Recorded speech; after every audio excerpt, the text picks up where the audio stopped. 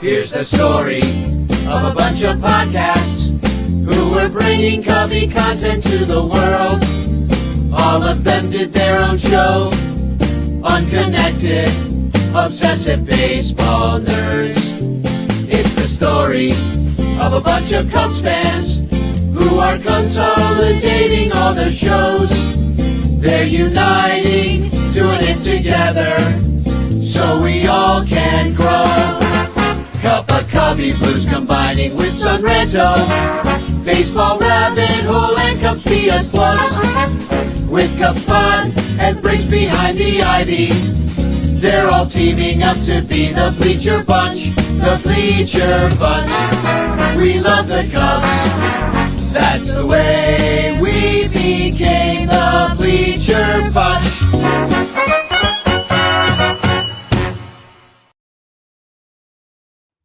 Welcome to the Bleacher Bunch. Hey, I'm back. Danny Rocket here, back from Mexico. I got my little fake maracas. I'm shaking them. Got my Venados hat on from new favorite team, the Mazatlan Venados. That means deer. And I'm here with Michael Cotton. Not much of a bunch tonight, but we got. But I'm here with my couple. hot chocolate. Oh, that's very Christmassy. Hot chocolate. Yeah, I've got my. Check this out. I got my new Venados mug. Isn't that cool? Look It's at a cool you. logo, right? Look, it's like a V, but it's also like a deer skull. Right. It kind of looks like an upside down cross as well. I noticed that too. So So you've got a little Satan worship going. well, that kind of works with. I wore my Cabritos Maldichos shirt because the Venados color is mostly red. They've got a bunch of different clothing and styles that they employ. But I wore my Cabritos Maldichos shirt, which is the cursed goats from the South Bend Cubs game, which basically doesn't mean cursed goats. It means bad said goats. It's not like it's maledicciones is like really what a curse is, maldición. And Okay. So anyway, the South Bend Cubs got that wrong. So I saw a lot of people in the crowd as I think I'm wearing my goat shirt for the deer. I'm like, kind of related, same colors, whatever. But I saw people looking at me being like, what does that man's shirt say? Cabrito Maldicho, because they actually speak Spanish in Mexico, if you didn't know. Oh, really? Is that a thing? Unlike South Bend, where they're just like, let's ask Chat GPT, and it's just wrong. Like everything Right. Chat GPT does. We'll see more about that later. But no, it's good to be back. Nice to unplug. I mean, have I ever taken 2 weeks off from the show except for when my mom died? No. Even then, I don't think I did. We were doing two shows a week in the off season. Yeah, exactly. And being able to unplug, take all the social media and not pay attention to that shit. If you can, I did that on my vacations as well. Oh, that helps more than anything. Yeah, it really does. And I took it straight off my phone, even. I never want to be one of those people who be like, I am leaving social media. It's just shut up and leave if you're going to do that, But I did. I left social media. I erased the Twitter. I erased Facebook. I erased TikTok off my phone. And I found myself doing a lot more productive things with my time, which was kind of nice for a change. Now, are those things back on your phone now that you're back in the States? They're slowly coming back as people. Well, mostly because people send me links to things and they're like, oh, you got to read this. It's on Twitter. And I'm like, I can't. Got to click through all this Safari crap. I just put Twitter back on the phone so I can actually see it, Yeah. But I wish there was a way I could lock myself out of it or something like that. But maybe I can just have the discipline to not doom scroll like I used to. Right. Maybe you could probably, I'm sure there are parental controls where you can at least say that after a certain time or you can't, lock it so it doesn't work anymore. I don't know. Back in the day, I should have come with a breathalyzer. I'll tell you that much. When I was drinking, middle of the night, I'm like, "What do you mean? What do you mean? Theo's good at his job. He was right. Now he's terrible." And your mother blows goats. Oh, I guess I didn't need that part of it, but I said it in Spanish, so nobody understood.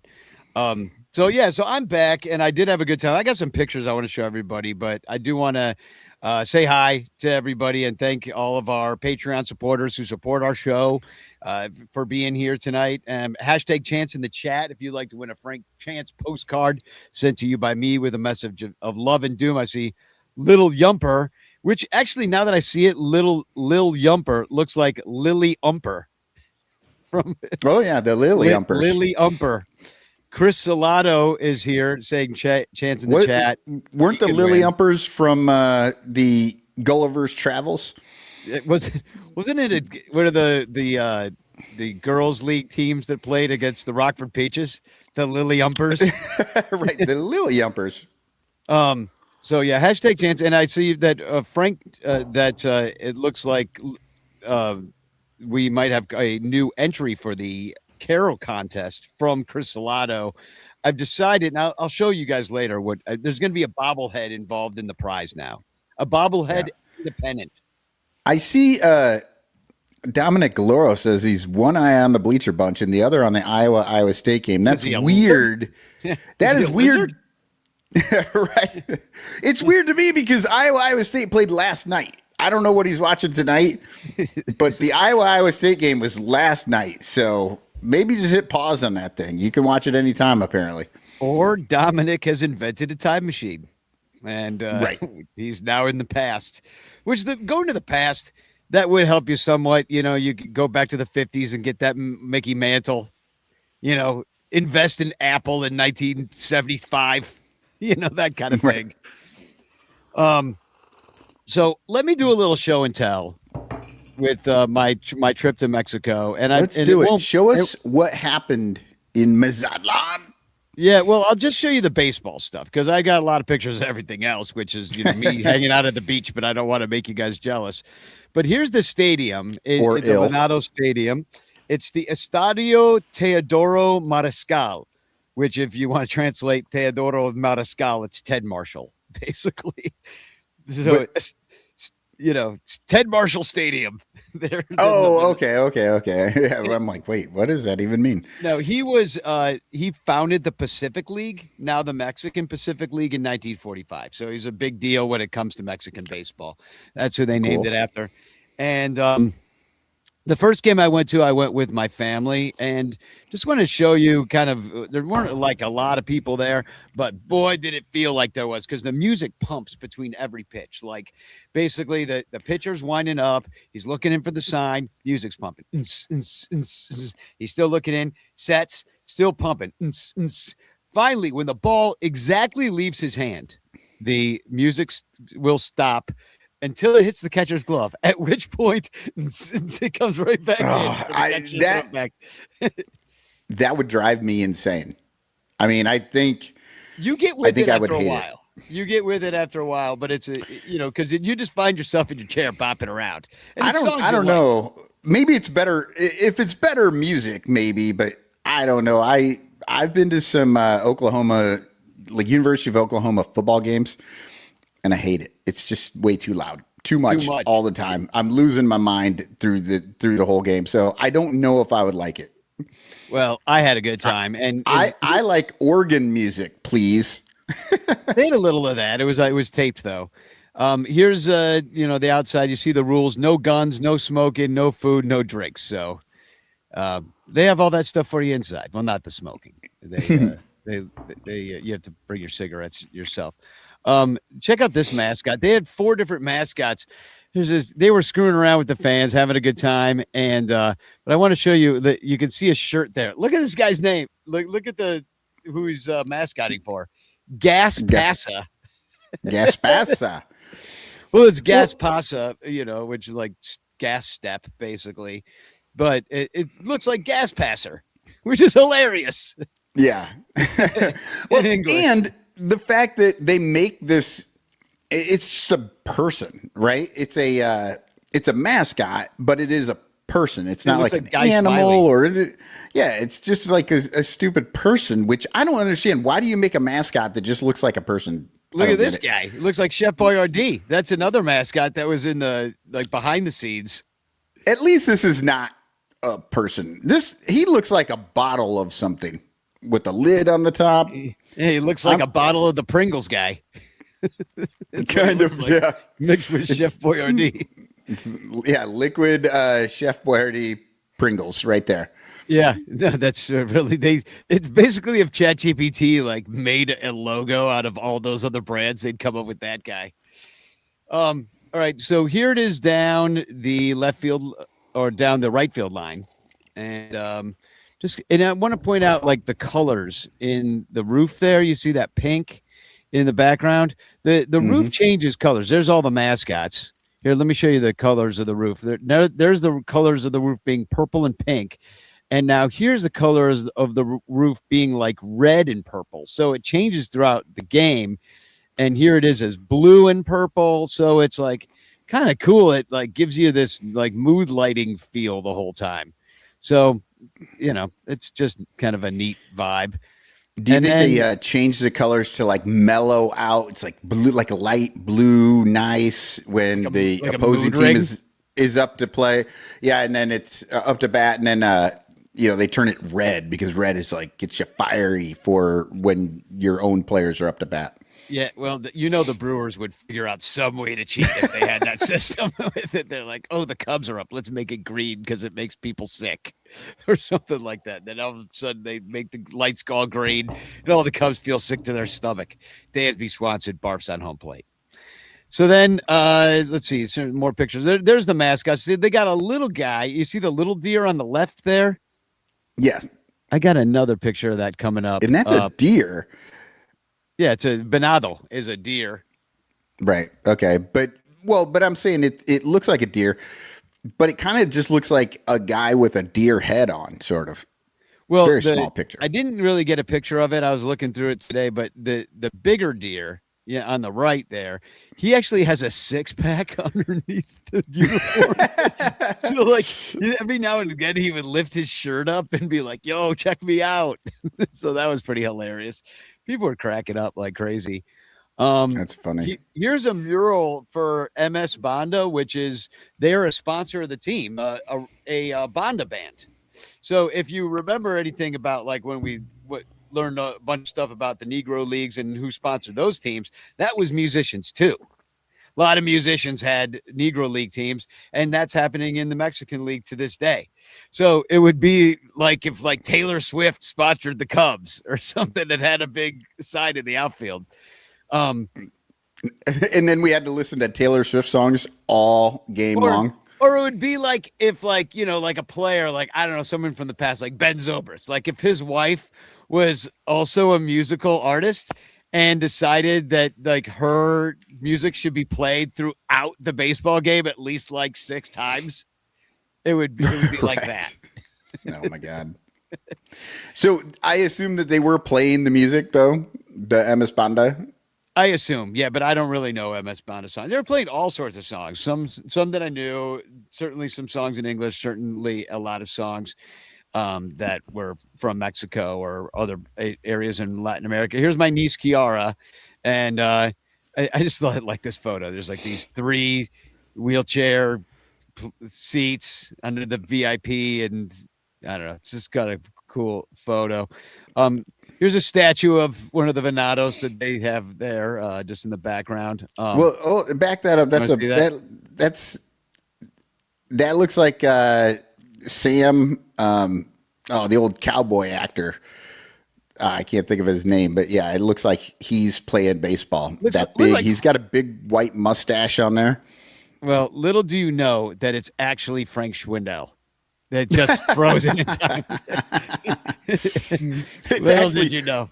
It's not frozen in time. This is what he does for his job. He just stands there and lets people take pictures with him. Sam Elliott, Yumper says. Thank you. Yeah, he's got a little Sam Elliott going on there. So I moved around a little bit. You can see it's a nice stadium. Probably holds about like 12,000 maybe. Something like that, 12, 15. Probably really pack him in there. Then they have like, some of the history of the team. It was the 80-year anniversary of the Venados, and they've participated in the Series del Caribe, which I went to a bunch of years back, if you remember, with Jose Orlando down in Puerto Rico, when we talked all about that. And then There's the stadium again, and here's some artwork that's around. Is pause to look at it, but it's pretty cool stuff. They've got a wrestling ring, which they and if they had this set up at Wrigley, there'd be 3 people guarding it. All the kids would want to get in there and start fighting each other, and of course they would not let you do it because of insurance reasons, whatnot. Let me just put it this way: after the game, there were like 20 kids in here all smacking the crap out of each other, having the time of their lives doing wrestling. And I'm like, why does America suck at everything that's fun? Like in Mexico, they're like, let the kids fight. That's what they do. They're having a good time. And they had this cool looking band, this like statues of this band. Like it looks like a Dixieland band, but it's not. Yeah, statue of a Dixieland, yeah. Or I don't know, is this band. A Banda band, yeah. Banda bands are huge. Well, Mazatlan is like really the home of Banda. Like this should maybe either that or they had like another 8 of their members quit in this picture because there's only 4 of them. These are the only ones that showed up for that show. Yeah. Here's a little bit more of the history. They actually won they won something in beating, I guess they were the champion of the looks like Minera Invicta is what I'm seeing. Yeah, it looks like they won the whole thing in 2016. So I know another team that did that. Yeah. So they know what it's like to not really try for the next 10 years. Yeah, because they were pretty bad. I'll say that much. And everybody I talk to, they're like, they'll see my new Bonatos hat. They're like, "Oh, you're a fan of the team?" I'm like, "Yeah, I went 3 times and stuff." And everybody in the town's like, "Yeah, they stink."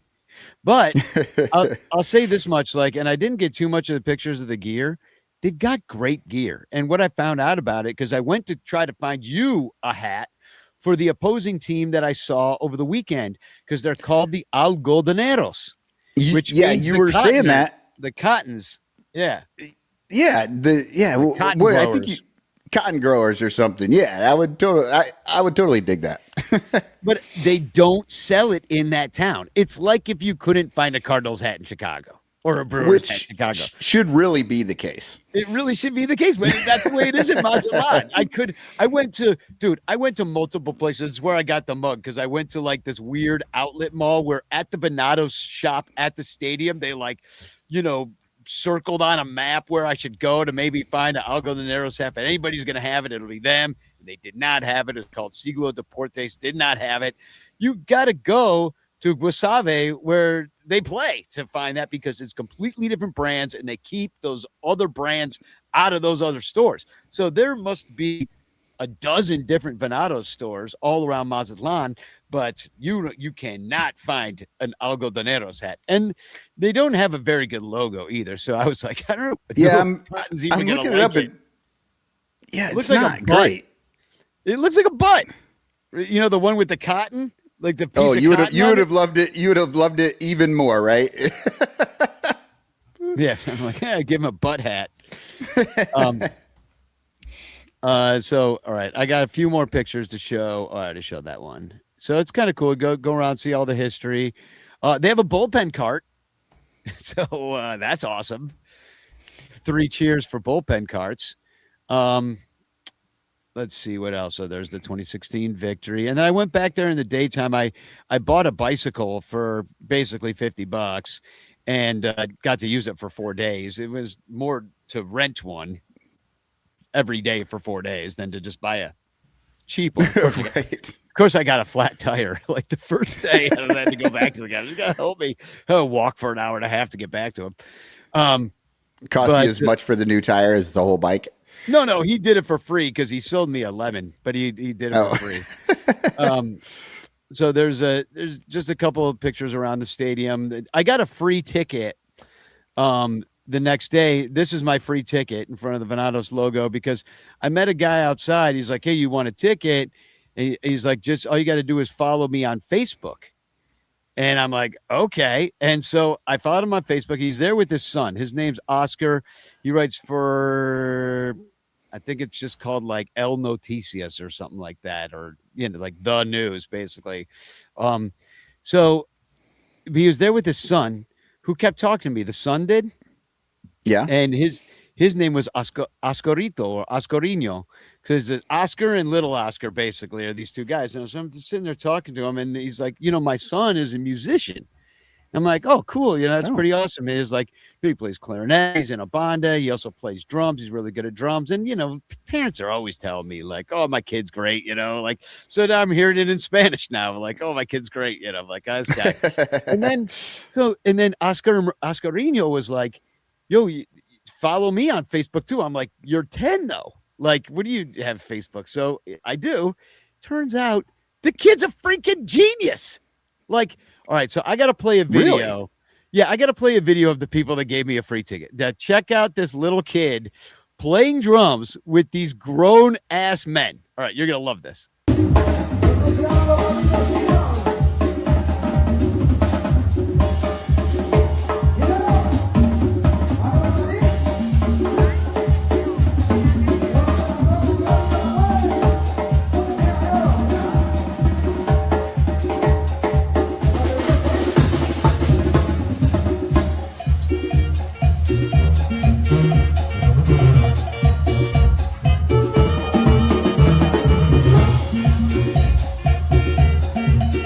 That kid is killing it.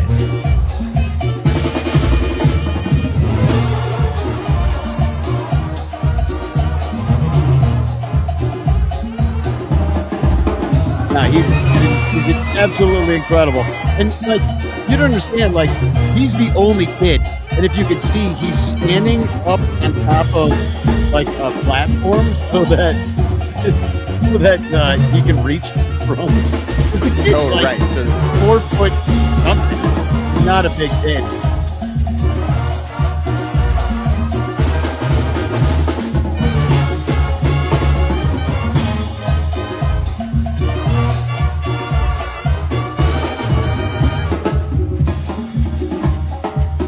Now here's his drum solo.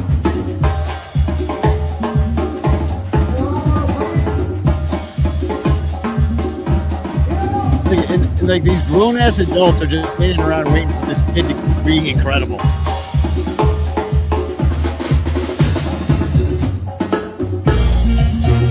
Andy Wells is in here saying he's jamming. yeah, and like this kid is what? He looks like about 11 years old or something? Yeah. And he plays clarinet too. And he loves baseball. So like basically I told him, I said, we would love to have you on the podcast sometime. And he's just like, his eyes lit up. And I told the guy, also Oscar, his dad, I said, we'd love to have you on too. And he's like, we'd love to do a story about Chicago fans that came down and saw the Venado. And that would kind of play in Mazatlan about, these tourists that love baseball. I'm like, all right, let's do it. Yeah, that would be awesome. Reaching out across the border. We're not all assholes. Yeah. All right. Well, speak for yourself. Well, so other people. So I got there a are few other more people. I got a few more pictures I'll show. I'll just go through them real quick. I just thought this was really pretty. I went to 3 total baseball games.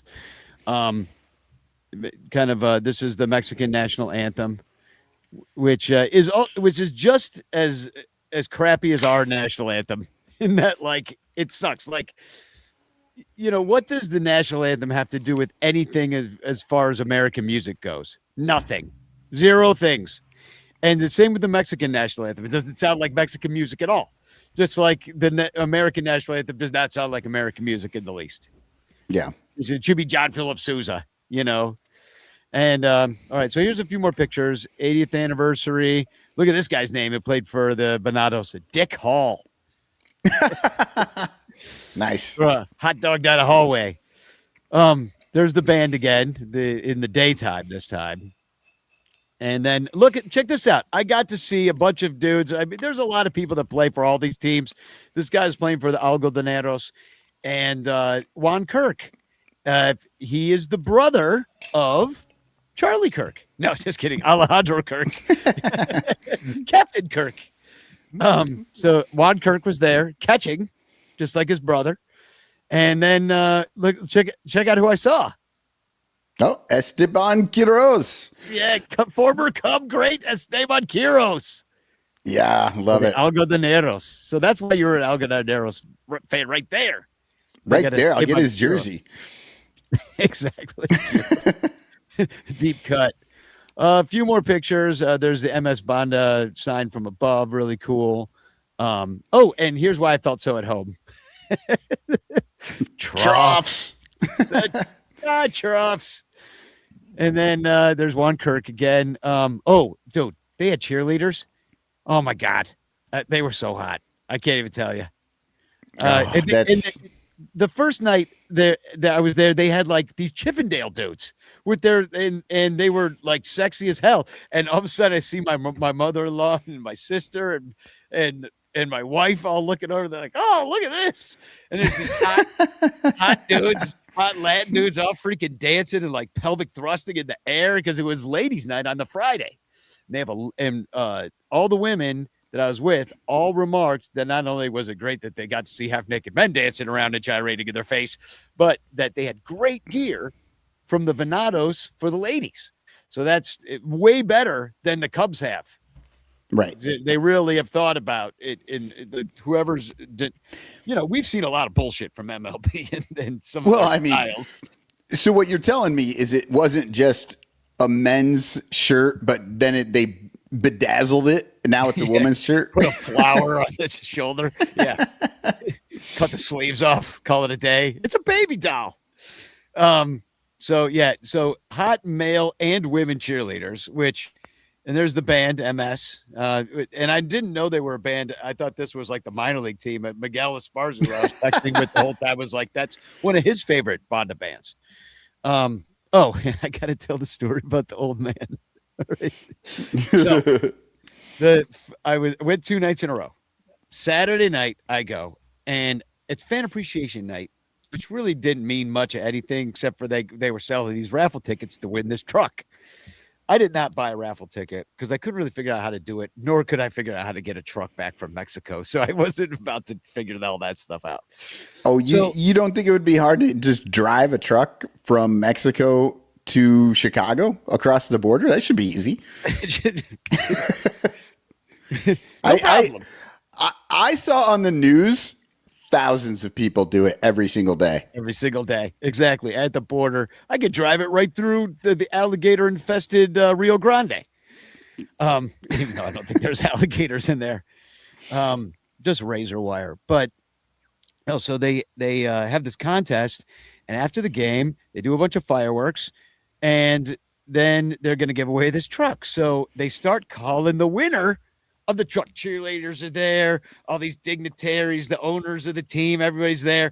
And they call the name, and they've left. They're not there. They won a truck, and they didn't stay to win it. And there's no, you don't have to be there to win it. You got to be there.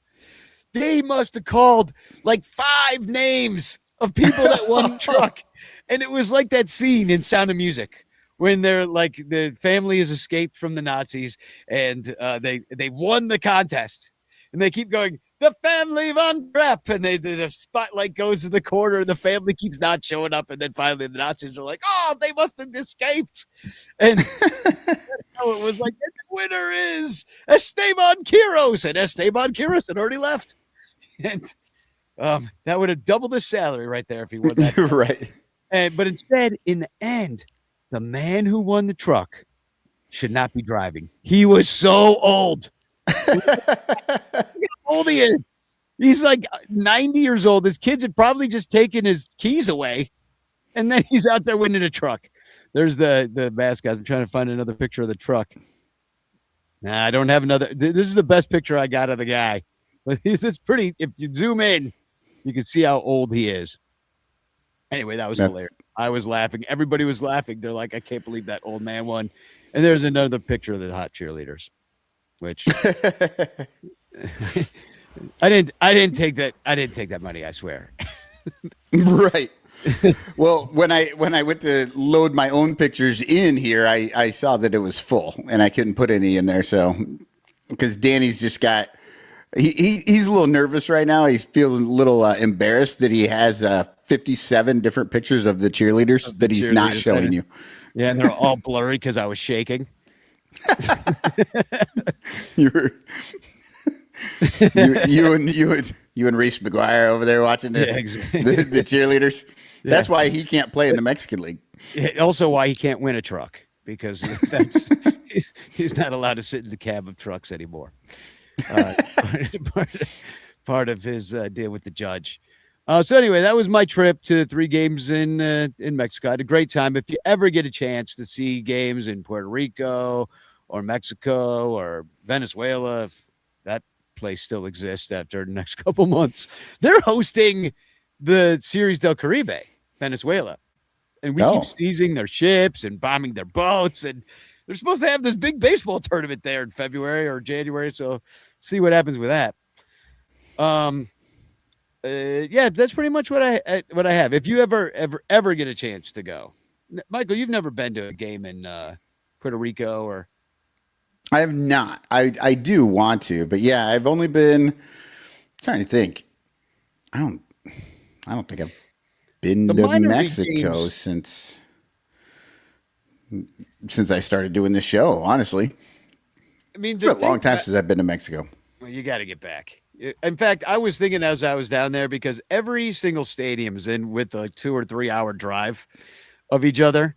And I thought it would be fun to like get a 15 passenger and drive over the border from San Diego or something and just start making our way to all the stadiums in Mexico. Like would be fun. Like we're a bunch of Hunter S. Thompsons and Ken Kesey's on a bang bus with the Mazatlan cheerleaders. God, that came out wrong. That did. I had the Mazatlan cheerleaders. My wife just yelled from the other room, "You're not going."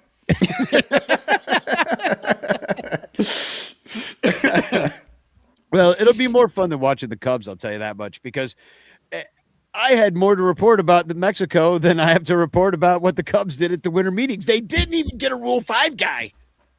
Yeah, their specialty. We've been talking about this on the Discord.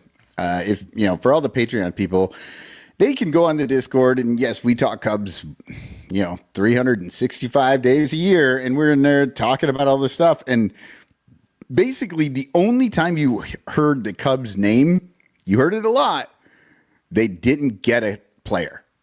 Every time a player would sign, Cubs were in on him, but he didn't want to do it. Well, and we're not surprised around these parts by any of this. They were rumored to go after pitching. They said they're going to be in the mix for all the pitching. So far, they've whiffed on all the big ones, but they did get a couple guys. I mean, this guy Colin Snyder. I mean, we could start with him. I call him the Tyler Zombro nerd special. Because we went through a few of these last week, and I would just like say the name and just see if anybody knew who they were. No, nobody knew who anybody was. Well, Colin Snyder, I don't think you went, because wasn't that a newer one? I mean, you've probably talked about Phil Matone. Yeah, we brought up Phil. But here's Colin Snyder. He's a supinator. So he really twists that supinator muscle when he throws. And, Zombro loves it. I mean, that's what they called him, Tyler Zombro. He's a supinator that he said a bunch of nerdy stuff, which is why he's supposed to be good. But in Seattle, he had a 5.47 ERA in 24 games, 26 innings pitched, 24 strikeouts, and they batted .299 off of him. So they were supinatoring him right into the freaking bleachers, apparently, because it didn't go that great. Yeah, not at all. And that's kind of a pitcher's ballpark. So not good when you're at a 5.47 out there. 1.44 whip. I mean, he got worse in 2025. 2024, he did pretty well. Only 41 innings pitched in a 194. But all the other years, he was bad. So, I mean, great. But it's a minor league deal. We'll see what he's got. Blah, blah, blah. Colin Snyder. He should spell his last name with a Y. It's way cooler. And then there's Oh yeah, that's I'm kind of into this signing just because it feels like, it's not a starter like Colin Ray ended up being, but I guess he could be. Maybe he's only started one game though. Maybe he'll be an opener. Hobie Milner is a lefty specialist, not really specialist. Pitched 70 innings last year for Texas, but look at all those years with Milwaukee. So he's a Craig Counsell special. yeah. Hobie is literally his name. I looked it up. It's not even a nickname. Hobie. It's not even a nickname. Yeah, Hobie. Wasn't Hobie the name of the kid? Okay. I'm getting a brain flash here. What was the Baywatch? Wasn't Hobie the kid's name on Baywatch? The Hoff's whatever his name. Yeah. I don't know. Somebody in the chat who watched that show, tell us about Hobie. Who knows? Maybe it's that kid. Maybe he grew up. Well, he'd be like 50 by now. I mean, I feel like I think he's the only Hobie in the world. It's not a name. But he was okay for Texas last year. I mean, negative WAR player, though, but he'd 70 innings pitched. You wonder what it would have been like if he was with the Cubs. I wonder if he could supinate more. I wonder if they are looking at him and they're like, you know what? The pitch lab is creating supinators. Wouldn't he have to suvinate because he's a lefty? Ooh, I don't know. I don't know how that works. Maybe you have to say supinate just backwards. Well, he had a 3.84 ERA, but look at that last year with Milwaukee, a 182, 64 innings pitched. This guy's been a workhorse the last 4 years. That's the only thing that kind of worries me is that, he might be a little supinated out at this point of his career. Right. I mean, we saw this slappy seconds. He's not really a scrap heap guy. They're giving him $3 million. And I went down a little bit of a rabbit hole is that he is the son. You know how they put on Baseball Reference when their dad played or their uncle played or whatever? He's the son of a catcher named Brian Milner. Now, do you ever remember this guy? No. You wouldn't, because he played 2 games for the Blue Jays in 1978. But check this out. Yeah, I know. But check this out. In his 9 plate appearances, he went 4 for 9 with a triple. He scored 3 runs and never played in the majors again. Like, is that not like he was special? I was just gonna say, was he playing for the Cubs in 2025? Exactly. Set him down. He's terrible. He doesn't know what he's doing. Get him out of here. Triple should have been a double. Idiot. Get out of here. What's that guy thinking? We told him to take 3 pitches. Exactly. Don't be hitting the ball. That ball was half a centimeter outside. Robot Up would have called it a ball. You hit it in the corner, you idiot. You should have walked. You should have walked, you fool. But I was like, why didn't this guy get a chance? And then I saw who were their catchers that year. They had 3 other catchers on that team that played on the 1978 Blue Jays. They were Rick Cerrone, who went on to the Yankees, and the Red Sox too. I think he played for a couple of different teams. I actually remember the name, but Alan Ashby, who ended up his son, I believe, currently plays Graham Ashby, something Ashby. But Alan Ashby was a catcher for the Astros for years and years and years, and amongst probably other teams too. And then, do you remember Ernie Witt? I think he stayed with the Blue Jays. And so they had 3 catchers, other catchers besides Brian Milner. So that's why he went 4 for 9 and never got another chance, because there were 3 other guys that had really good major league careers. But so still, that was my rabbit hole that I'm sticking to it. Oh, but this is 1978, you're saying, right? 1978, yeah. Okay. Because I was like, yeah, but he can just go sign with another team. But actually, 78 was like the first time anyone was ever a free agent. So they had the players union had just gotten that right to change teams, and so people just didn't really. They didn't know how it worked yet. Yeah, they didn't really know how to do it. So he may not have had the opportunity to change teams until, a couple years later and catcher. Who knows? You still had NL and AL guys. A guy never went from the NL to the AL usually. I mean, it happened rarely, and now it's people all over the place. So anyway, I kind of like the Milner. I don't know if you looked this dude up, but he's got that funky stuff, 3/4 arm, not really a submariner, but that funky left. It's going to be a different look out of the bullpen, out of left side. Jed has shown that that's one thing he's been able to do is find these guys. Certainly Craig Counsell knows him well. He did pretty good last year with this crap, Well, great. Wonderful. I'm so happy. I can't wait to buy my Brad Milner jersey.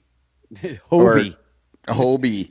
Yeah, Brian is his dad, the famous guy who went 4 for 9 with a triple. I've already forgotten. I just don't care. It's so uninteresting. And Eli said in Discord the other day, is like the whole thing where the Cubs just don't sign players and don't go after long-term contracts and stuff. He made a point that I was like, oh, that's totally true. You don't even get excited anymore before the season. And then when they have a good season, because a guy like Tucker is not going to be there the next year, you're not that excited about it. It's because we could have been very excited at the end of this season, right? We just had 2 83-win seasons, and then they have a 92 win. They go to you build on it, right? Yeah, they go to the tournament. We're building, right? We're getting better. But no, these guys are all gone now, and we have to remake the whole damn team again. Yep, with Hobie Milner. So by the time you can get excited about it, then you're just great. But if they don't win this year, they don't win the World Series, then we're starting over again. Yeah, and next year they really will start over. The year after next, I should say. And then they're going to add him to Phil Matone, who this is the dude, long career, even though he's slightly younger than Hobie Milner, going to be 33, coming into the Jesus year. But this guy, I mean, he's got more of the strikeout per 9 stuff, averaging 10.3, 12.9 last year, also with Texas. So they like whatever Texas has been doing. They've been keeping their eye. Matone went from St. Louis to Texas, and I don't know, Texas, they didn't do anything. So apparently they had a decent bullpen because they're all on the Cubs now. And Phil Matone and Hobie Milner. Anybody started with M and played for Texas is now a Cub. Is this the new market efficiency that Jed is exploiting? Is that, the Rangers are just going to get rid of these guys, but they're still kind of good. But the Rangers have been better than the Cubs in the last decade. So I feel as if, I don't know, maybe the Rangers know if they're getting rid of good players. I mean, this guy, they're old. I mean, I'm worried about the sloppy seconds aspect of this. Who was the dude last year? But Presley, the year before, it was the other guy from the Astros that was sloppy Presley seconds. That they gave $8 million to and then dumped halfway through the season. Dumped. And then who's the guy before, the year before? The dude from the Astros that they got that they also wasn't really working out at the end. He got hurt. And then who am I thinking of? Somebody tell me in the chat, the 23 Ryan Presley. It's the same thing. Yeah, he was the guy who wasn't a closer, and we tried to make him a closer. Yeah, or no, exactly. he was a closer, but Houston wasn't going to let him close anymore, and so he came to the Cubs because they specifically said you can close, and then he sucked and blew a bunch of games. Neris, Neris, yep. Yeah, thank you, Hector Neris. And then and this is what happens when the teams aren't good and the players are only on the team for a minute and a half. We don't even remember. This is what we do all year long every year we watch the Cubs, and we're talking about players we don't even remember now because they're just literally they're not there very long, and the team's not good. And then there are other guys we could have gotten, and the Cubs kept whiffing. Let's start with the relievers. Ryan Helsley went to the Orioles. Robert Suarez went to Atlanta. Devin Williams said he wanted the Cubs, wanted to come to the Cubs, went to the Mets. Then you got a bunch of other pitching getting signed. He said he wanted to go to the Cubs, but $51 million was too much. Yeah. The Cubs didn't come near it. That was what he said. They didn't come. They didn't come to the 51 million mark. So I went to the Mets. So that speaks volumes about what we could expect from them. And then Sonny Gray got traded from St. Louis to Boston. So not that they would have traded him to us, but we did. And St. Louis has to pick up like 20 million of that contract. Like he's making like 41 million this year. That dude, because his contract was super backloaded. He's always been kind of overrated. Like he's been good, but Cease went to Toronto. Everybody already knows that, but that's another dude they whiffed on. And then Carl Edwards Jr. I thought was interesting with the Mets. Yeah. So he's still surprised to see that he's still hanging on. But yeah, he's getting a chance with the Mets. The Cease thing. This is another one of those Kyle Schwarber things. Like people are talking about, like, oh, Schwarber could come back. Schwarber is never coming back. No, Cease is never. He signed with the Phillies. Right, but Cease was never coming back either because the Cubs had already given up on him before they sent him to the White Sox. The Cubs had decided. They threw him in. Yeah, the Cubs had decided that Dylan Cease was not going to ever be a starter. He couldn't do it. He was only ever going to be a reliever, and he wasn't even good enough to keep on their team. So they sent them to the White Sox, who let him start, or he worked his way into the starting rotation, however that worked for him. But he became a starter and made some money and moved around and had some good years. But the Cubs literally had no idea what they had with him. And then here's Jed. This is, the Jed special is trying to sign the guys that he let walk. And these players are just not going to come back. Unless you super overpay, unless you're going to give him $250 million instead of the $120 that he got or something, $210. And you know who else is not coming back? Michael Soroka, who signed with the Arizona Diamondbacks. Pete Alonso and Keegan Thompson, who signed with the Reds. Yeah. Another big one, Pete Alonso to the Orioles. So unlike the Cubs, they're trying $155 million for 5 years.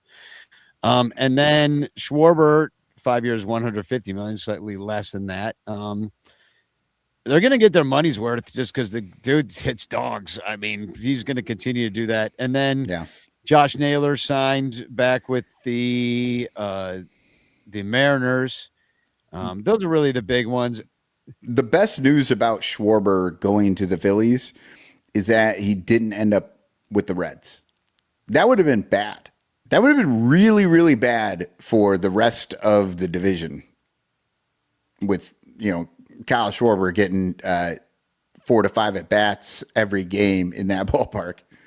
Yeah, I mean, it would have been great for Schwarbs. It would have been our just desserts, though. Like we would have deserved that.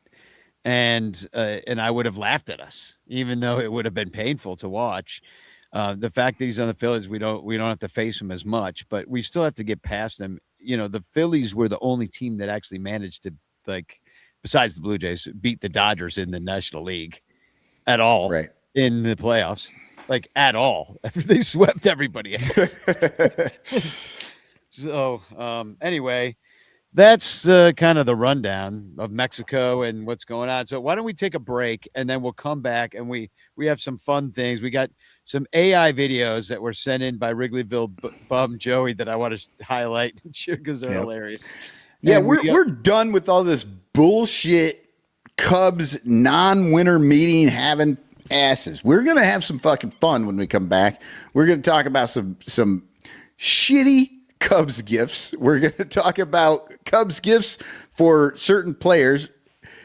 Danny, what are the 3 players you have Cubs gifts for? I've got gifts this week. Maybe we should probably do this next week too. It's hilarious. Oh no, next week's the big show. Next week's big show with the big music Christmas party. Yeah. We'll talk about that later too. So Miguel Amaya, I have a present for. Ian Happ and the Cubs manager Craig Counsell.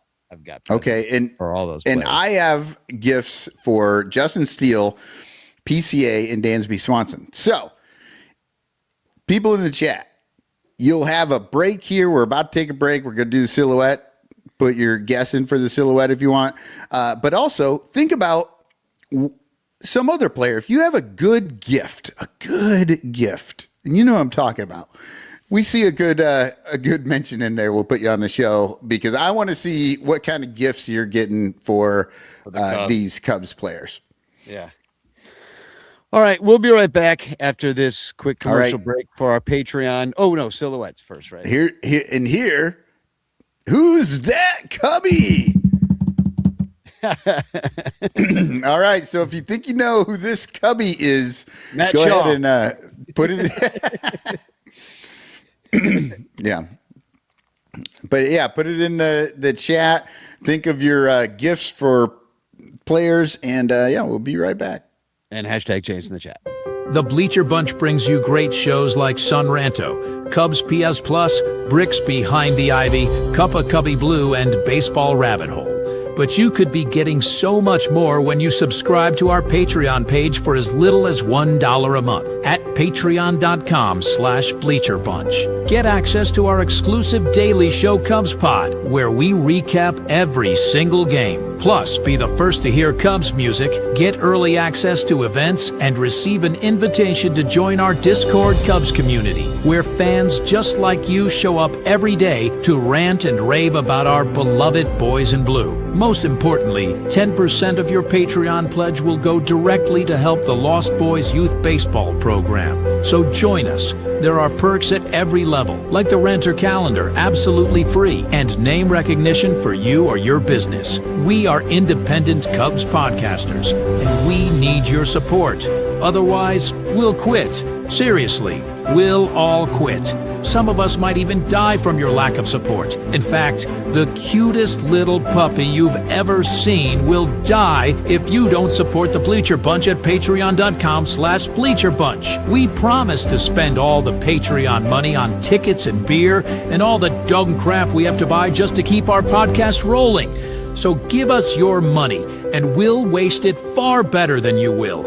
Patreon.com/BleacherBunch. Free trials are available, but don't do a free trial. Just join, okay? Okay.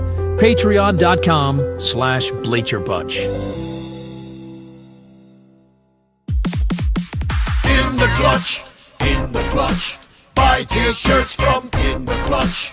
Take it from the Bleacher Bunch. You'll love the shirts from In the Clutch. In the Clutch shirts are comfortable, stylish, and guaranteed to get you laid. Plus, they're proud sponsors of the Bleacher Bunch. Use promo code Bleacher Bunch for 10% off your purchase. Nice to feel and soft to touch. That's why you will get laid so much. Wearing a shirt from In the Clutch. And you can thank the Bleacher Bunch. In the Clutch, in the Clutch.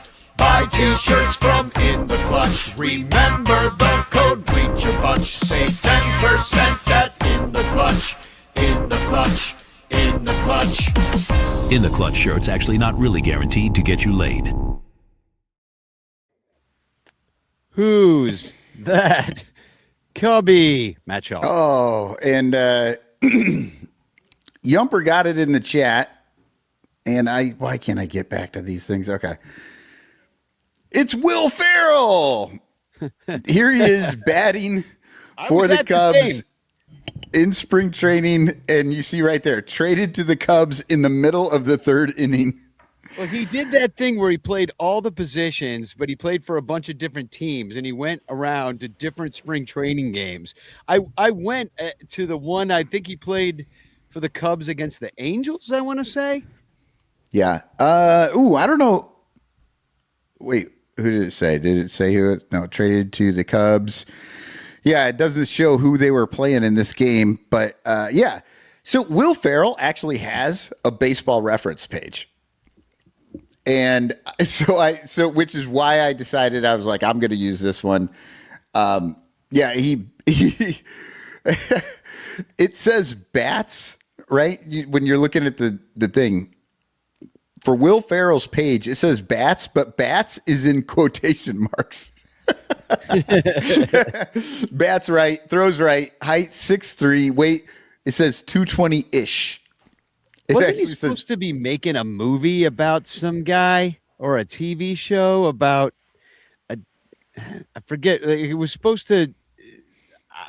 Wasn't it like somebody did that one time? Like played every position in a game, and it was and he was doing a movie about that guy.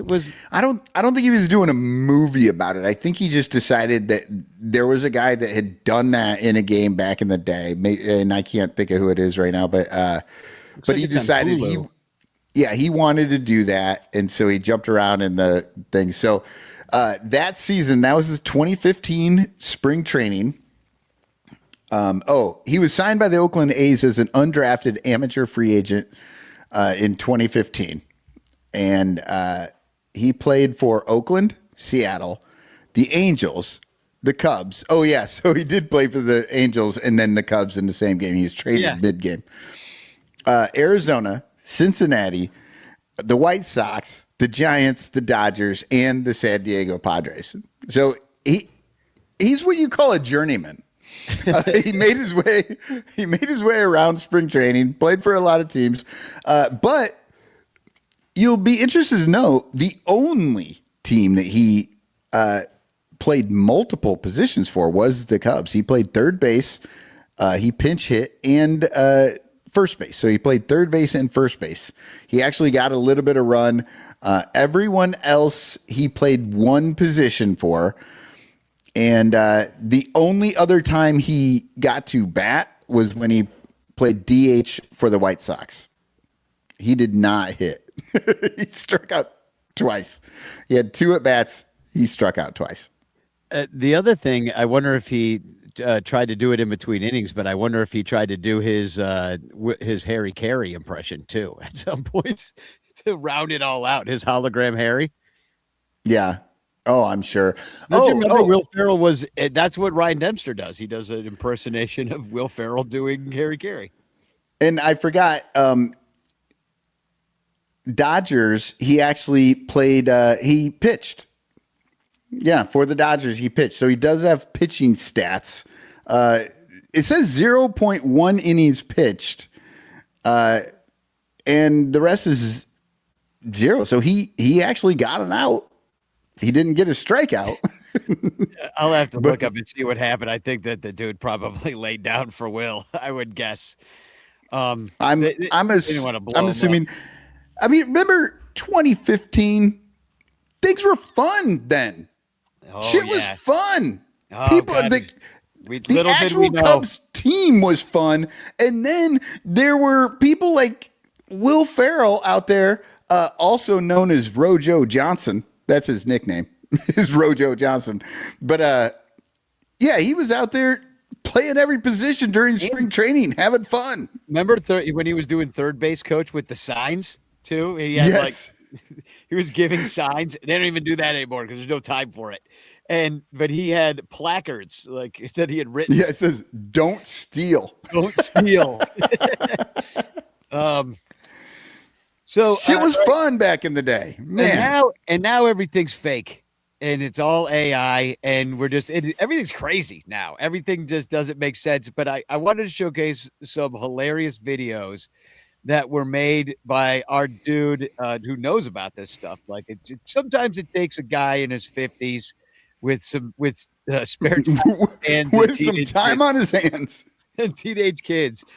To be able to figure out how AI video works. But Joe was telling me that his wife was like comes in from the other room as like Joe sits making these videos cackling to himself about the hilarious shit he's doing. She's like, "What is wrong with you? You're acting crazy." It's like, I was like mad scientist thing on making AI videos. Now, we are in the wild west of this stuff. right now because I don't know how long it's going to be until the Cubs and Ricketts are like, this is being misused. We got to anything with our copyright you're not allowed to use for this crazy shit. So we're in the Wild West. We will always own at least these videos. So here, check this out. This is one that Joe made. That'll be 40 even. Worth it. Wrigley. It's pricey, but magical. Ho, ho! Big gifts for the North Side. Easy, Santa. You're close to the luxury tax. Nonsense. I've got a franchise star right here. Tax says $285 million. Red line's maxed out, boss. Well then. Oh boy! Dasher? Dancer? We'll help you look, big guy. Where could they... Oh, for jingle's sake. Ho, ho, ho, fi- Starting pitching, more home runs, fewer rain delays, and cheaper nachos. I'll see what I can do. All we want for Christmas is... Let's see who's on the list this year. Nice. Cubs fans. Mm-hmm. Naughty. Anyone who puts ketchup on a Wrigley dog. Mm-hmm. Some sins are unforgivable. I'm okay. Ho, ho, ho. Merry Cubsmas. I mean, that last scene when Santa destroys an elf by taking the Wrigley clock and bonking him on the head with it, and he goes flying over the bleacher wall. I mean, how long are we going to get to do? Oh my god! Well, none of it makes any sense. That you can only make certain up to 8 seconds of video, 10 seconds of video at a time. So he kind of takes multiple videos and strings those together, and it's chaos. It's total chaos. But there's Cubs logo. Wrigley Field is in there. How long are you gonna get to do this stuff? That's hilarious. That is so funny. I love the $40 for the hot chocolate. Worth it. And accurate. But speaking of the Cubs needing money, I want to play one more of these videos. And this one is a parody of the Cars for Kids commercial, which is, Cubs for Kids. And this is the other thing. How are they using all these kids? This seems wrong, too. Anyway, check it out. 2, 3, 4. 1-800-Cubs for Kids. 1-800-Cubs for Kids. 1-800-Cubs for Kids. Donate to us. 1-800-Cubs for Kids. 1-800-Cubs for Kids. Donate to us today. Guys, we're the ones who need donations. How is everything this expensive? 1, 2, 3.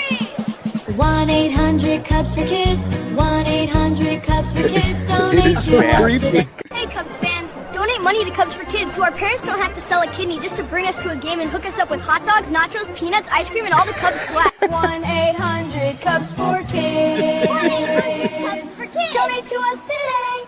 Hi, we're in the bleachers living the dream. Except dreams are expensive. So donate to Cubs for Kids.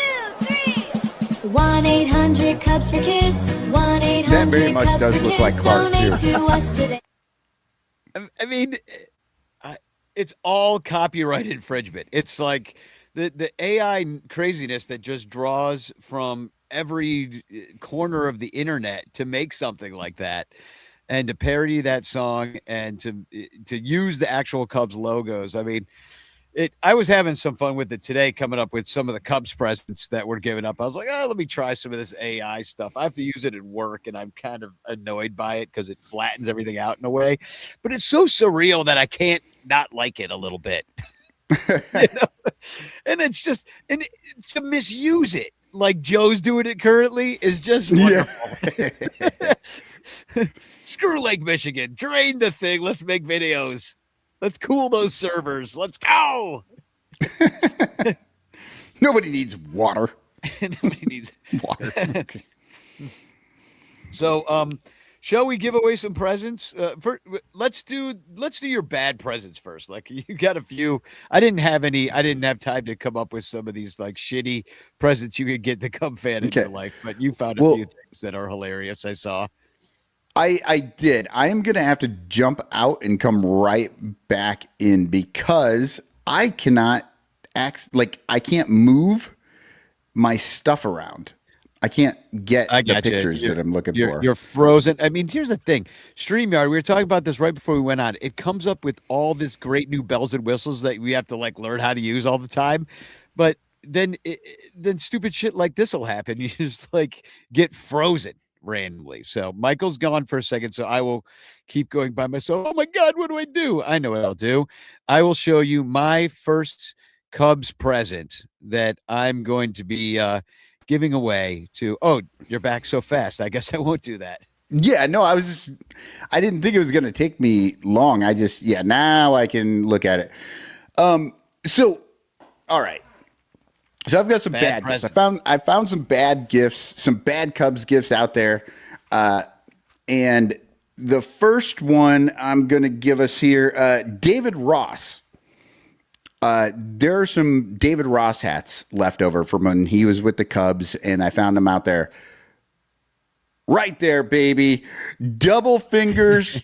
You got the red bill, the cubby blue hat, and the two fingers sticking up, just like David Ross always wanted to be remembered. Red bill, though, that's what's hot about the hat. I mean, where do you get this? Looks like AliExpress.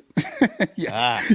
Yeah, AliExpress. But I think this hat is like 99 cents, which is great.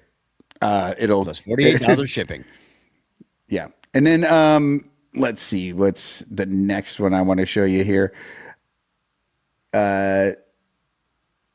Okay, so I found a couple of books. And I don't want to talk too much trash because I am out there doing the same damn thing. Look, people, I know I am putting out dumb Cubs books too, but here are some, and maybe we should just do this as a bit where we actually have a Cubs book club and we put these people who put Cubs books out there. This one right here, I love the Cubs Book of Rap. So the great part is this is a lifelong Cubs fan pens rap verses to capture the fun of the incredible final 49 Major League Best Cubs wins of 2015. The final 49. Like, I don't know where this came from. But it was written by Frank Bud Stidronsky, a 70-year Cubs fan. So the person who wrote this has to be at least 70 if he came out of the womb in a Cubs hat. So is there an example of the rap in this? There is not. I wish. I am tempted to buy this. A sample here. Yeah, I'm tempted to buy this and then start rapping. Yeah, we should make an album of all this stuff. Yeah, no example of the rap verses, just a lot about this guy. This can't be real. It's got to be all fake, right? I mean, it just feels like everything's fake now, that this guy's fake. He doesn't really exist, but it came out in December of 2015. 49 games. It's just so random. All right. Yeah, the last 49 games. Like, he just kind of decided. So here's another one. I'm trying to bring it up. He's like, you know what? They look pretty good these first, because they won 97 games. So the last 49 games, they probably would have been a little over 500, making a move. Yep. Oh, and I can't. Oh, there it is. Good. Because I need to read you this. Okay, so this next one, this is a nice book here. Chicago Cubs Sweetest 16, a baseball fantasy by Steve Corman. So Steve, this was I don't know about you. Steve's on Epstein's Island, it sounds like it to me. This was published November 1st, 2015. Here's what this book is about. Dream ahead in this fantasy baseball story as the Cubs and Sox meet for the first time in a World Series since 1906. View the games through the eyes of three fans, a young couple expecting their first child, each rooting for a different team, and a middle-aged man whose great-great-great-grandfather was a sports writer covering the 1906 matchup for the Chicago newspaper. And Learn about the earlier series and some of the home team players as the three meet before each game to talk about that time in the city's baseball history. Find out more about past seasons and events leading up to this dream happening for both teams and their fans. So this is like a full-on fantasy book that this dude wrote in 2015 about the Cubs and the White Sox in the World Series. And here's the thing. They gave me all this information about they don't tell me. I don't know who wins. I'm going to have to get the book. I'm going to have to buy the book if I want to find out who wins the 2016 World Series. So that was great. I did find one, by the way. You found a rap? I did find one real quick. No, I found a great gift that you can give somebody. It's a book, but this one's an audio book. And it's also about the Cubs. Here you can see Cubs and Campfires. Sweet and stocky. It's called. You got two fans there. I love it. Sweet and Stocky Book 1. This is a series, folks. Book 1 is a series. Like you can see that one Cub fan there looks like Jake Arrieta. The other one that looks like Kyle Schwarber back in the day. So you're going camping. Absolutely. Totally. Together. Sure, their wives are just off screen there. No, this one. a Cubs story from Boys Town. Just beautiful. This one is wonderful. This is okay. You have to understand this next thing I am about to show you. This is available. You can buy this physical sign. What the hell? This is a Wrigley Field baseball club sign that was clearly made by AI, and then they actually made the sign. So especially for the listeners, it says we're pig blind Wrigley Field Lub Homia Chicano Do 987 Esi Duab. This has got to be the new Rancher of the Year prize. This is so good. Somebody literally made did some sort of like stupid AI thing for a Wrigley baseball sign and then had it made. I don't think it breaks any copyright rules. That's for sure. It absolutely in English, does anyway. not. It might break them in some other languages that we don't know, but yeah, like Hungarian or something. Yeah, I love that one. But okay, now the final one. This is the last one, and I'm trying to end my horrendous gifts. We started with David Ross's hat that he's putting out there, and Justin Turner. Justin Turner is also trying to cash in on his time with the Cubs by offering this Christmas sweater right there. This is, dude, why does it look like there's like ants crawling on his scrot? This is a Christmas sweater that also has a giant nut sack coming down off of the neck of the Christmas sweater. For everybody who's listening, it has there are Christmas decorations and stars, and there's deer, and then a big hairy nut sack, and right below that is a scrotum. Yeah. Yeah. You love, is this not, look, AI, that's the easy way to do the Photoshopping. That's a good Photoshop job, isn't it? I did that shit. You did that. Yeah. I did that shit in like 20 minutes before the show. That took you 20 minutes? Yeah. Now who's I didn't say I was fast at it. Oh man, I felt really good about that scrotum. Well, it looks good. I mean, it looks like what it is. That's for sure. So we thought we'd get some presents for some of the Cubs though too. So my list starts with Miguel Amaya because he starts with A, and I thought this year I would hook up Miguel Amaya with lifetime supply of bubble wrap just to keep him nice and safe throughout the 2026 season. There he is wearing it proudly, all that bubble wrap I just bought him. Then he looked good. Oh, he looks great. Now this is what you use AI for. Bubble wrap in your catcher. Bubble wrap in your catcher. I'm just really glad that it didn't bubble wrap his face. I was very concerned when I first saw this. I thought maybe he would not be able to breathe.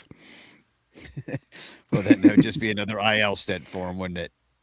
Yep. Okay. Where is my first one? Which one do I want to start with here? I got to find him. Oh, I'm starting with Justin Steele.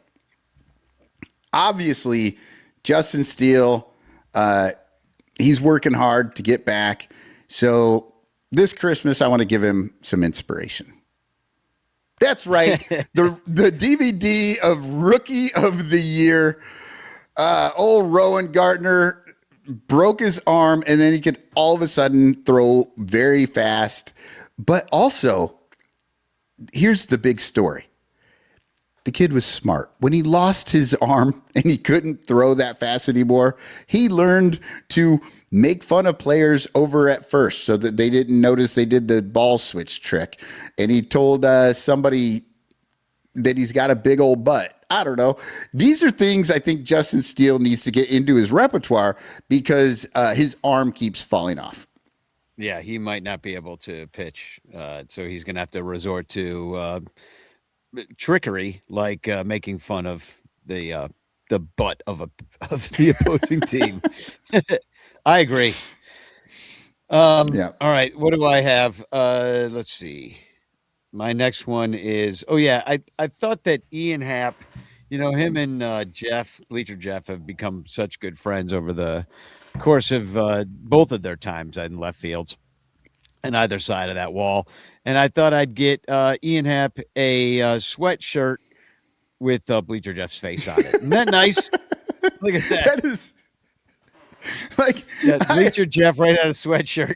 Ian Happ doesn't look too happy, to be honest. Well, I love this photo of Ian Happ. He is leaning on this rail. Wrigley's behind him. He's in full, I'm a male model. He's dropping us with some blue steel right there in his face. Yeah. And Jeff is not dropping blue steel. Jeff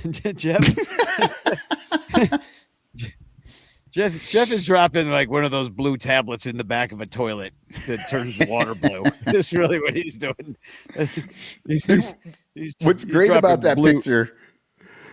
The great thing about that flushes. picture.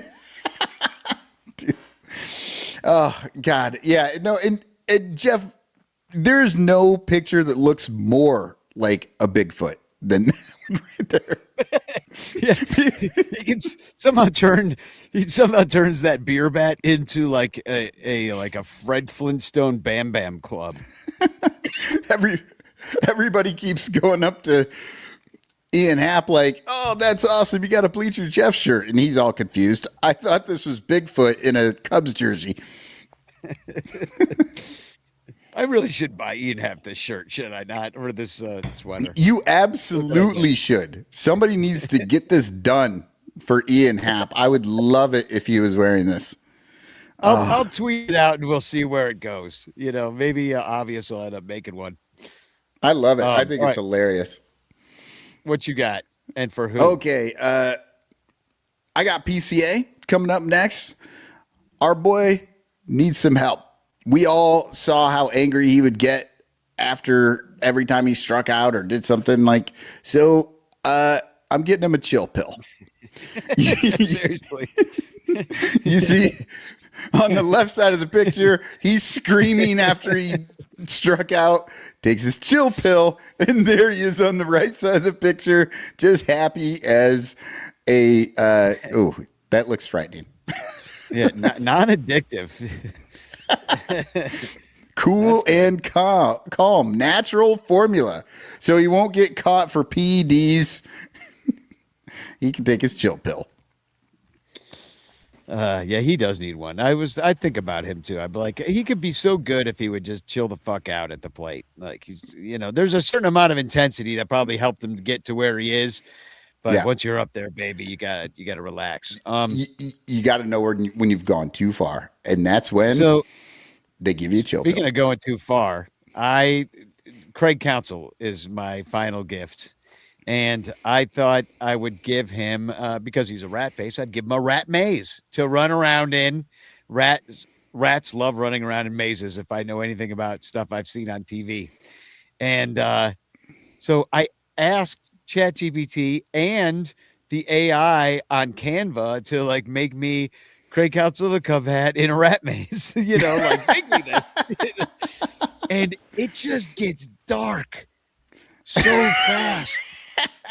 When you ask it to do things. So I've got multiple ones and they're all creepy. They're all, Edward Munch from The Scream. It's all, is that his name? Edward? Yeah. Edward, what's that guy? The Scream. Edward Munch. Yeah. Is that it? All right. Yep. So check it out. I've got a few to show. Craig and his rat maze. It doesn't look like Craig Counsell, but this is a useful photo though for many things. This is a nice Cubs hat. Yeah, nailed it. Exactly. Nailed it. Here's Craig Counsell sad in a race of. This one looks more like Craig Counsell, but it's one of those bad AI drawings. And there's rats running around in the maze, and Craig Counsell just stuck in the middle of that maze. And this one does look more like him in his rat face. Got his nose a lot better. That would be good on a T-shirt. The other one would be frightening on a T-shirt. This would be good. This would be good. And then this one is also quite frightening. Look, who is that? That guy looks familiar, but it's not Craig Counsell. But he's just looking at a hole, and there's all these rats around his face. Which that is a super creepy picture right there. Who is that though? That's not Craig Counsell. No, it's not. But you're right. It does look like. Oh, it looks like one of those kids from Dawson Creek. Maybe. I guess. I don't know. Dawson at age 50 or something. I don't know. And then look at this one. This one's super dark. That does not look like Craig Counsell either. This is a great rat maze. Yeah, this is a great movie poster right here. I think this one and that first one, you could do two different movie posts. Who cares what the movie is? Yeah. Cub rat. The look in his face. That first one. Yeah. He looks determined to get out of that rat maze. This guy seems like he died there and has come back as a ghost in the rat maze. Rat now v. my rat. final This is Counsell versus Counsell. That's the movie. It's rat v. rat. The final Counsell that goes all MC Escher with this final one. Super creepy. Really looks more like Ron Santo as a player. That's a scary face right there. Yeah, it looks like you know what it looks like? It looks like the faces that are coming out of the bottom of the Harry Carey statue. Oh yeah, that does. That Harry Carey statue looks like those are the souls of all the people he ate. Like if you're into Nightmare on Elm Street, there's I think there's a scene where he rips open his shirt and there are like children's faces trying to get out of his belly. That's what the Harry Carey statue looks like to me. This one, and which looks like this. Also would make a cool T-shirt. Actually, this would be a cool T-shirt. This would be a cool poster. Also, in the rats, those faces are very much like Craig's. Craig, yeah. A bunch of Craig Counsell surrounding 1950s Ron Santo. What's up with the hat, though? I'm trying to look closely at the hat. Is that an actual Cubs hat, or what's going on there? Not really. There's a lot going on. Yeah, that looks like Luis. You need to get that to Luis. Tell him you got him a Christmas Luis, gift. I got you. Yeah. I made this for you on AI. It's your name in a Cubs logo. So that's my last one. But oh man, I can see why people end up going down dark holes and needing institutionalization or more medicine after playing with AI too much. You're like, I am God. It's like, well, now you know what artists feel like. Yep. That's why we're so egotistical. You got to be to get through it. Okay. Well, I got one more. I got my gift for my guy, Dansby Swanson. And you know it. The thing that he wanted the most this year, mayonnaise. That's right. What do you get for the most generic white travel ball boy that you can find? A big ass jar of mayonnaise. To hit baseballs into. Look, he crushed that ball. That's got to have been like at least 105 off the bat into that jar of mayonnaise. Yeah. And then, I mean, and just so people don't think that I'm being like really mean, he wanted this last year. I got him Miracle Whip and he thought it was too spicy. So I went with, I listened. Did you get the olive oil kind? Oh no, you can't handle that. Yeah. So yes, Dansby, you're getting a big ass jug of mayonnaise, just like how you play the game. We all like mayonnaise. We just don't know why we have so much of it. If you have any presents for the Cubs, we'll still take some of your peanut gallery comments in the chat here. If that sparked any creativity from y'all, and hey, keep it going on all our pages, Discord, on Facebook, and stuff like that. The Cubs Carol competition is coming up. Oh, hold on a second. I got to get the bobblehead. Hold on. Oh yeah, there's a new gift, but you know what? Let's see where. Speaking of Dansby Swanson, here are the prizes. Maybe I can come up with a couple of other things, but the Dansby and Mallory bobblehead, mint condition, never taken out of the box. That's going to be one of the prizes for. You know, what would be great with that. A little jar of mayonnaise right there between the two of them. They would love it. They'd love it. Cubs, and also this awesome Cubs pennant that was given away at Fan Appreciation Weekend. I'm sure I can dig up at least one more thing to send you. So but you got to enter, and we've only had a couple entries so far. We're going to share all the entries next week, I think, and then we can judge you at a later date. Been shaking down. Eric Wheelo's going to send something in. Got to get Crawley to send something in. He's sour grapes though, because he said he never wins. And then Johnny is the reigning champion with Mom Shrine, if you remember that. Brought everybody to tears. Then there's we're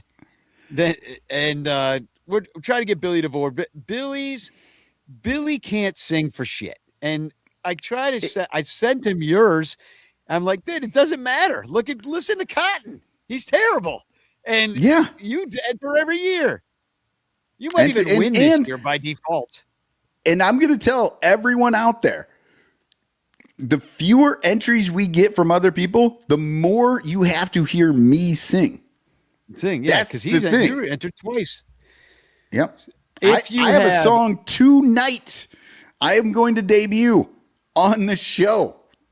I know you can't encourage people to join. I'm going to sing a couple live. I'm dropping a link in the chat right now to the Google Drive folder where you should all upload your either MP3. I prefer a video. We could just have like a picture or multiple pictures going, a little slideshow. It definitely helps your cause as far as winning. And then, but it's not necessary. If you have a funny song, you could just do it live, like Bill Sugas in his carol singing chair. Yeah, he's got a carol singing chair. He does it every year. It's great. And if you only have an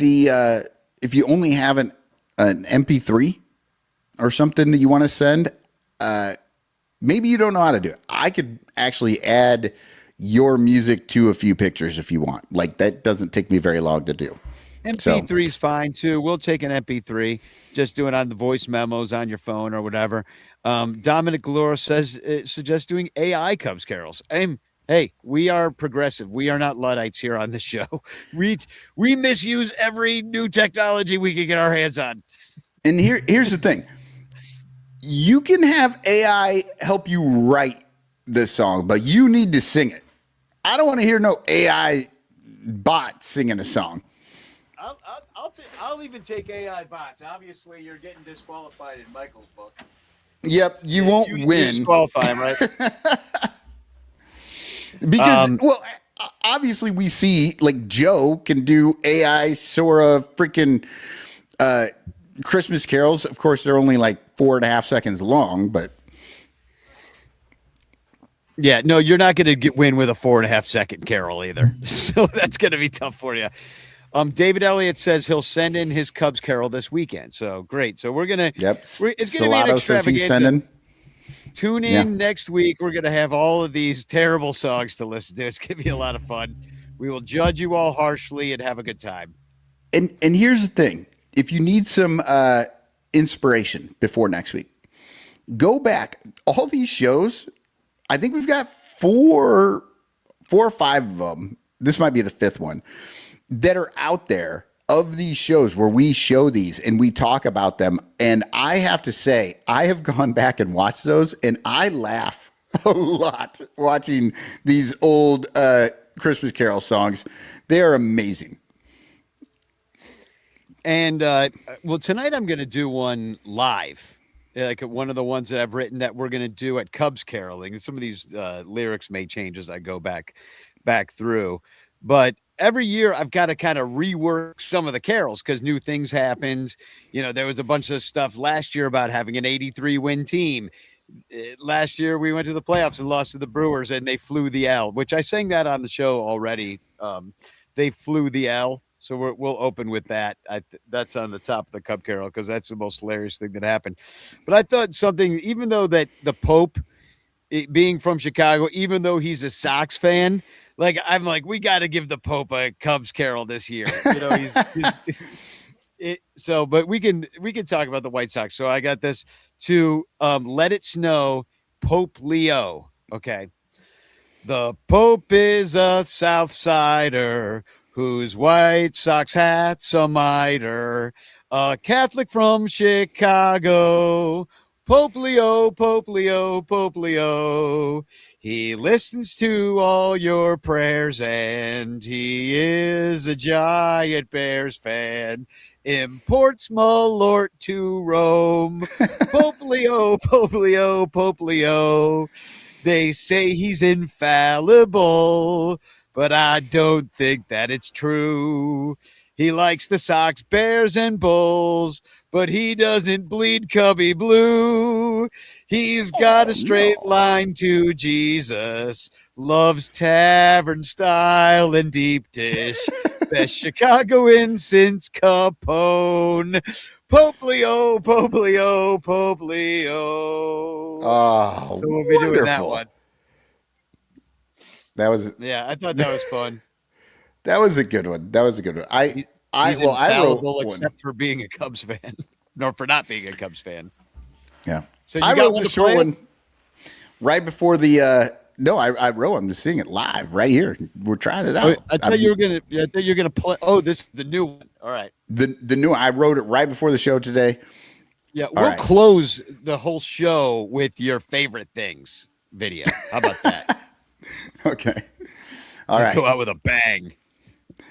Like Hiroshima. Let everybody know that they can just shut it off before they have to deal with that.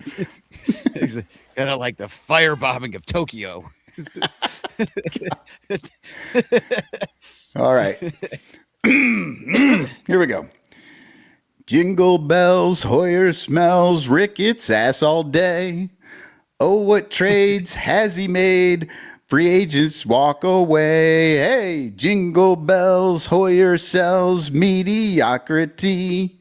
Cubs spend enough to act all tough when we call them cheap. Hey. There we go. See? People. And by the You're way, not you gonna- can repeat songs. Just because Michael used Jingle Bells doesn't mean you can't use Jingle Bells as well. Like all the songs remain in. You don't have to think about being too clever. Like, remember when Crawley did that clever Christmas song that nobody knew, and he thought he was so clever? What was that one? I don't remember. Some Christmas rock song. Exactly. It was some Christmas rock song. He set it up. He had all this production value. That's not what it's about. Yeah.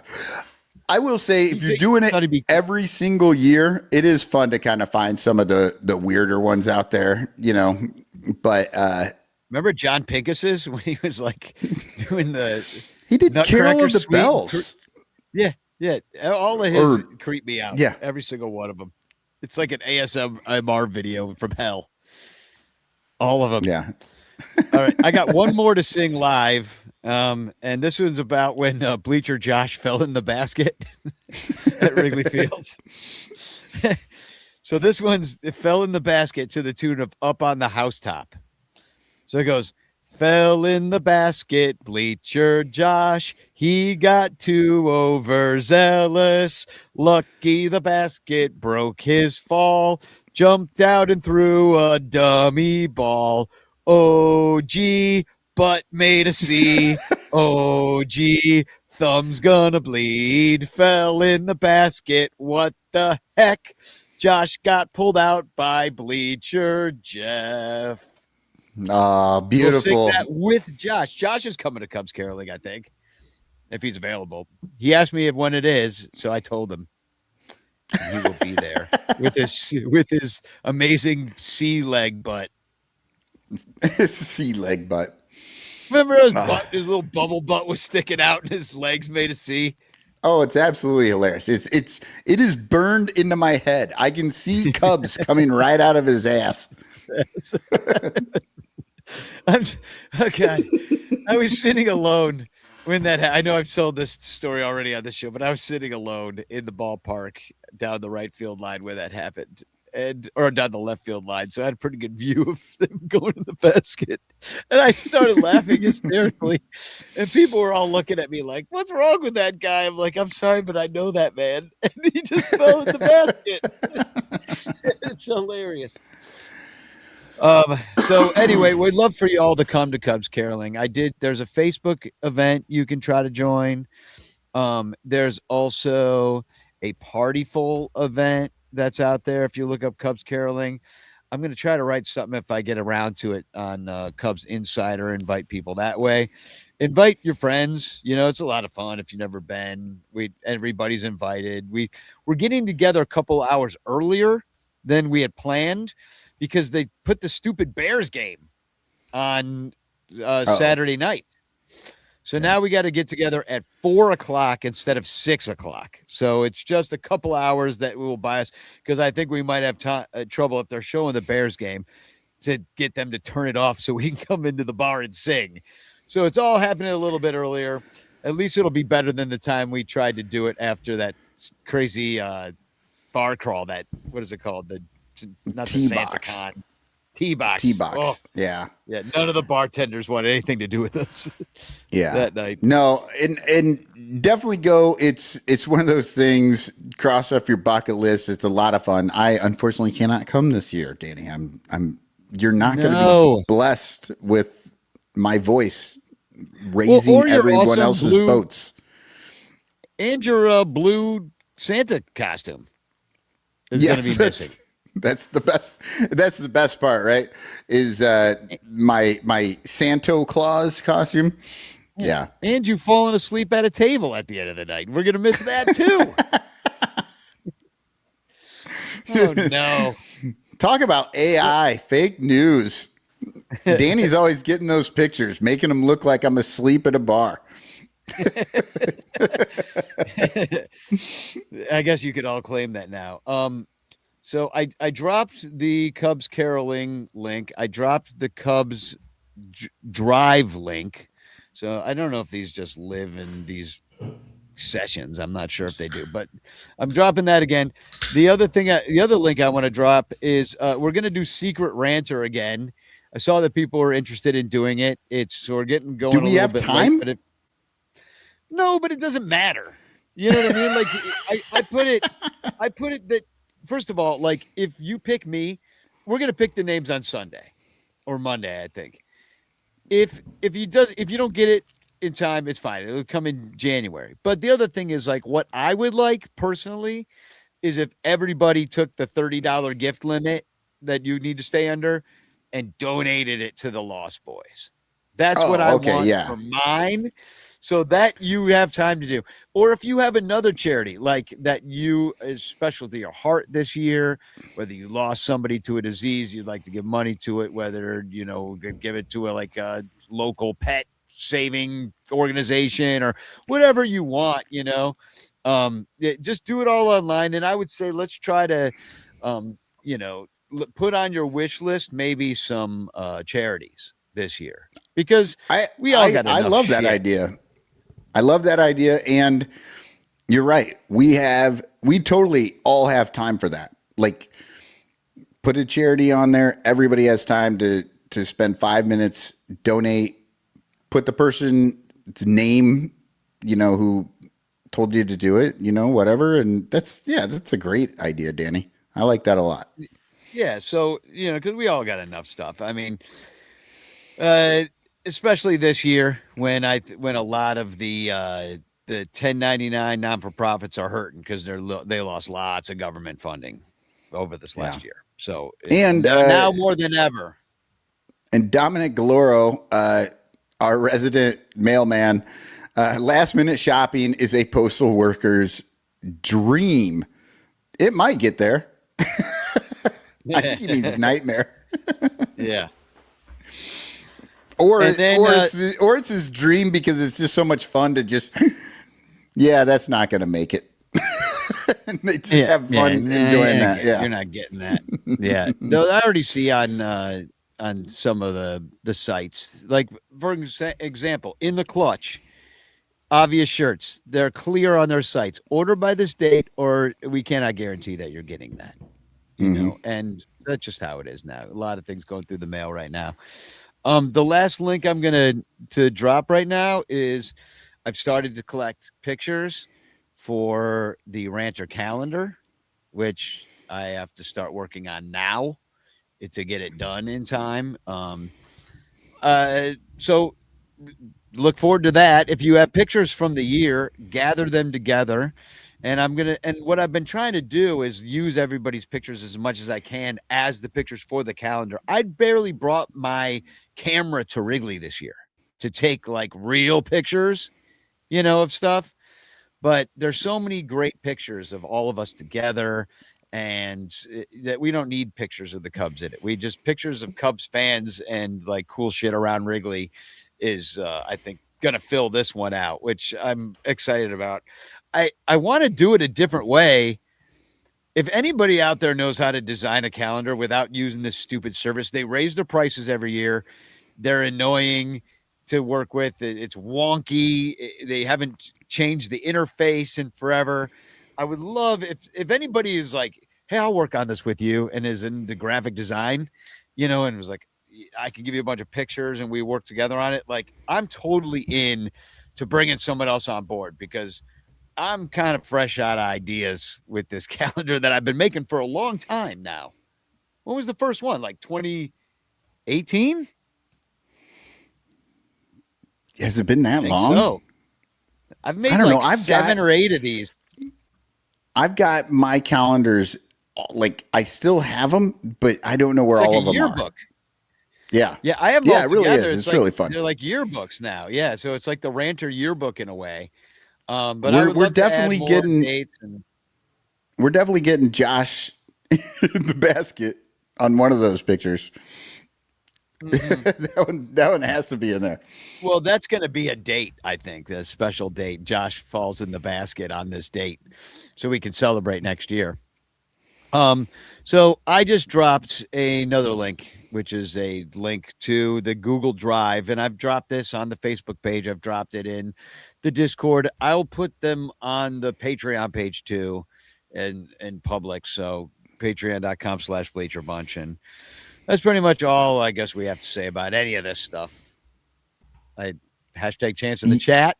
Yumper wants to know what service Because you said the service, but you didn't name which one. So which one have you been using? Snapfish. So somebody other than Snapfish. Well, no, I've looked into all the other stupid ones, and the problem is, I think the best thing that I think could be done is that somebody could design a calendar from scratch and print it up in bulk, like the funeral homes do, for like $1 a piece.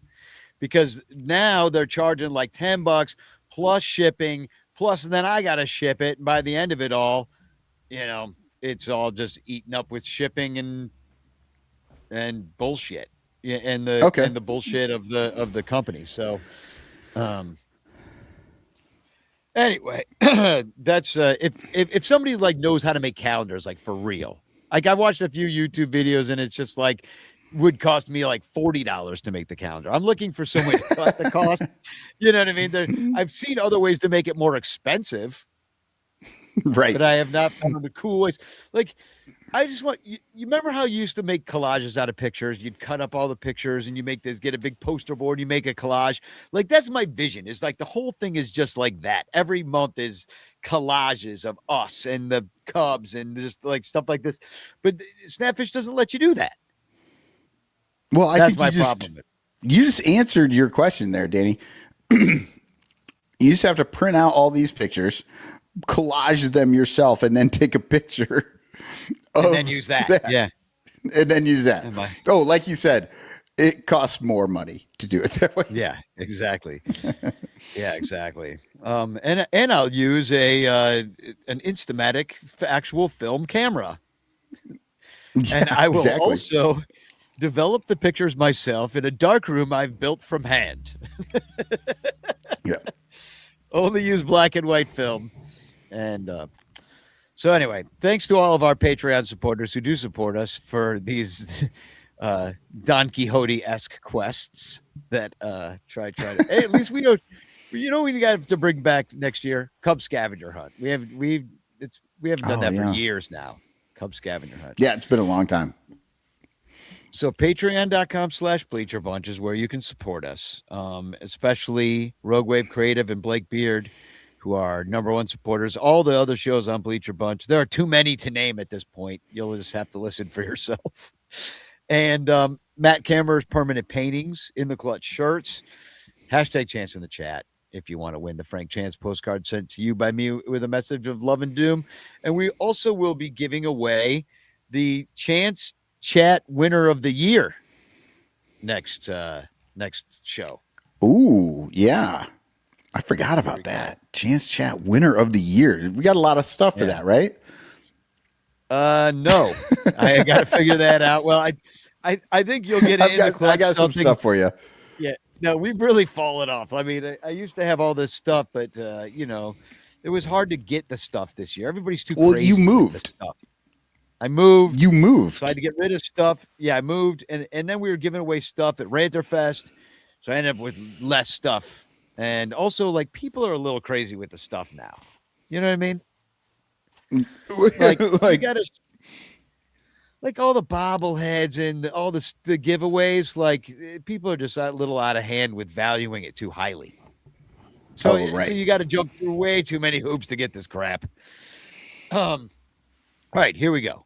I'm picking a winner, and soon I will be filling out many a postcard and sending them out to our many winners because I am way behind yet once again. And the winner is David Elliott. Hooray! Hey, congrats, David. That's exciting. Yeah, there we go. Now he's going to have to make a song about how he won Chance before the caroling contest. Yeah, and maybe just that last minute chance winner is how he's going to be the grand prize chance winner of the entire year. It is possible. And so tune in next week and it will be our final show of maybe they'll win this, Danny. Maybe they can win this. Wrigley Field. Homie Shiguro. You know what? Maybe I'll send you the same gift I get for Dansby every year. Mayonnaise. A tub of mayonnaise.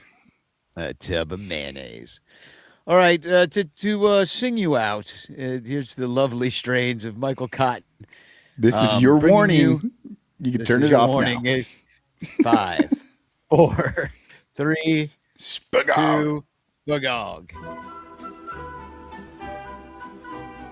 Ernie and Santo and Fergie out pitching. Bleacher bumps cheering or maybe just bitching. Losing divisions is making them scream. These are a few of my favorite Cubs teams. Durham at first base and Matthews in left. Sandberg and Sutcliffe both voted the best. Garvey was hairy and not very clean. These are a few of my favorite Cubs teams. Dawson and Dunston and Maddox and Grace. Eastern Division, they finished first place. Giants were crushing all of our dreams. These are a few of my favorite Cubs teams. Win the wild card, lose the series. When I am feeling sad, I simply remember 2016, and then I don't feel so bad.